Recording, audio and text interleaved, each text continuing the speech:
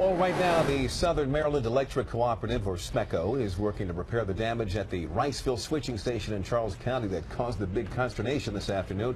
That's where the power outages that blanketed parts of Maryland and D.C. all started this morning. In just the last half an hour, the University of Maryland announced it will open on time tomorrow. And in the district, the outage forced 4 Smithsonian locations to evacuate, including the National Portrait Gallery. The museum tweeted a picture asking followers if they'd ever wondered what it looked like inside after dark. Diane Cho is live along the National Mall with reaction to this day. Hi, Diane.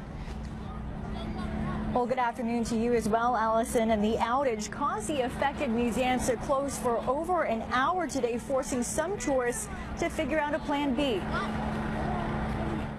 We came from Philly for a night, Philly and Baltimore, and we heard there's no power, and so we're just walking around aimlessly. Many disappointed visitors were standing outside after a power outage in the district forced everyone out at 4 Smithsonian museums. It's not too bad. It gives my feet a rest. I've been walking.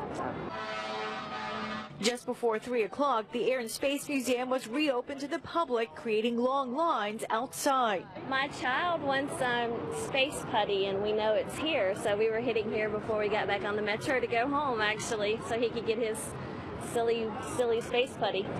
Can't leave without that. No, that's why we're waiting. Joe Fransmore is here from out of town. He says he was inside the museum earlier when the power started blinking. We were a little worried, you always think of the worst, and they were kind of, keep moving, so you always worry the worst, but it was orderly. And the museums have since reopened. The spokesperson for the Smithsonian Institution says once the power was restored, there was a bit of a delay reopening today because he had to make sure their security and fire alarms were back up and running to go.